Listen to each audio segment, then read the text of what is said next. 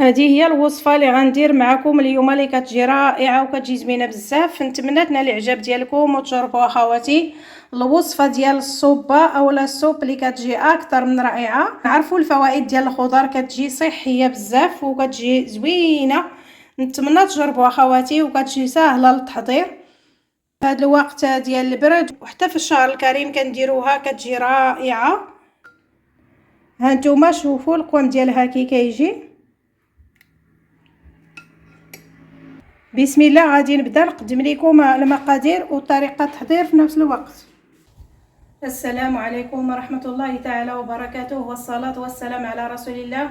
مرحبا بكم عندي في الشيوات. ام ياسين، كي دايرين اخواتي؟ لاباس عليكم؟ نتمنى كاملين تكونوا بخير وعلى خير. اليوم غادي نقدم لكم الصوبه اللي كتجي رائعه وكتجي زوينه بزاف. نتمنى تنال الاعجاب ديالكم وتجربوا اخواتي، خصوصا في هذا الوقت ديال البرد كتدفينا وكتجي كنعرفوا الفوائد ديال الخضر، كتجي اكثر من رائعه. درت واحد الصوبه اللي درتها مع العدس اللي كتجي رائعه حتى هي، وهاد المره غادي نديرها لكم بالخضر بوحدهم.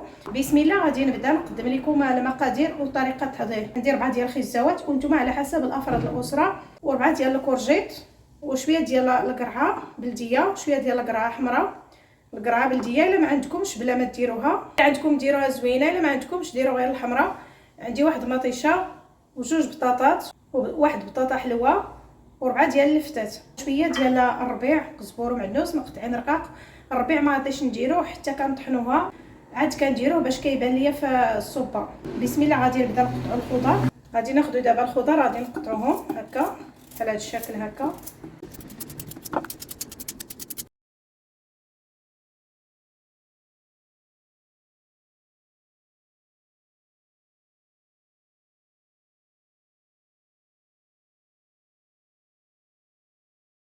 بعد ما قطعنا الخضر دابا غادي نديرهم في الطنجره.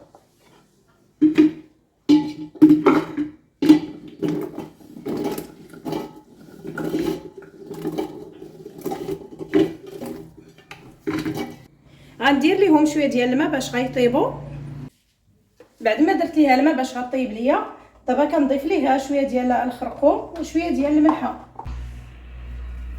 الملحه كتبقى على حسب الذوق كل واحد، كنضيفوا شويه الا طحناها، الا خاصها مازال الملحه كنزيدوها. وغادي نضيف شويه ديال السكنجبير، نص معلقه صغيره ديال السكنجبير. دابا غادي نديرها فوق البوطه على العافيه اللي تكون مجهده حتى كتغلى لينا. من بعد كنقصوا العافيه تكون متوسطه حتى كطيب لينا. ما خصناش نكثروا الملحه بزاف حيتاش كاينه مطيشه وكاين اللفته كتعطينا الحموضه في الصوبه. هانتوما بعد ما غلات لينا صافي غادي نخليها حتى كطيب لينا. ملي غادي نقلبوها باش كنعرفوا واش طابت، غادي نقلبوا خيزو حيتاش هو اللي كيجي قاصح. بعد ما كطيب صافي كنطحنوها. صافي بعد ما طابت لينا الصوبه دابا غادي نبدا نطحنوها. صافي دابا غادي نديروها في الخلاط باش كنطحنوها.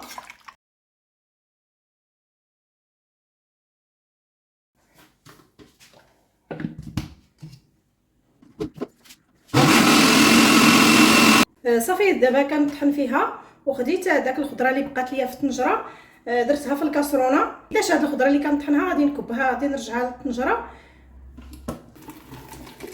ونديرها كيجي بحال هكا. صافي كنستمروا بحال هكا حتى كنطحنها كامله. الصوبه كتجي بهذا القوام، ولكن الا خاصها الماء مازال كنزيدو. كاين اللي كيبغي تكون جاريه، كاين اللي كيبغي تكون ثقيله. انا ما كنخليهاش تكون ثقيله ولا تكون جاريه، كتكون بين وبين، ما كتكونش جاريه وما كتكونش عاوتاني ثقيله بزاف. صافي بعد ما طحنتها هانتوما شوفوا، صافي كنضيف ليها شويه ديال قزبور ومعدنوس مقطعين رقاق، كنخليه حتى الاخير باش كيبان فيها. وغادي نضيف ليها شويه ديال الزيت البلديه، كتضيفوا حتى الكمون الا بغيتو،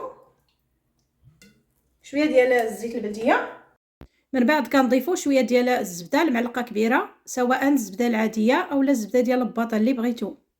ما بغيتوش نتوما تضيفوا الزبده كتكتفوا غير بالزيت بوحدها.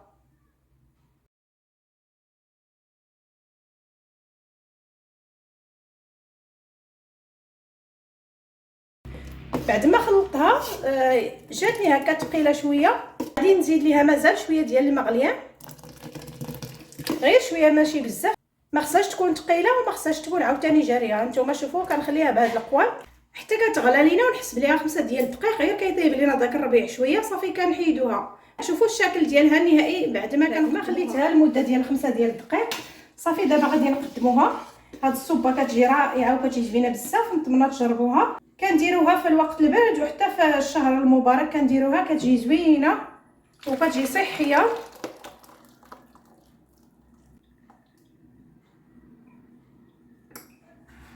هذا هو الشكل ديالها النهائي بعد ما طيبتها، كتجي زوينه بزاف والريحه ديالها زوينه بزاف.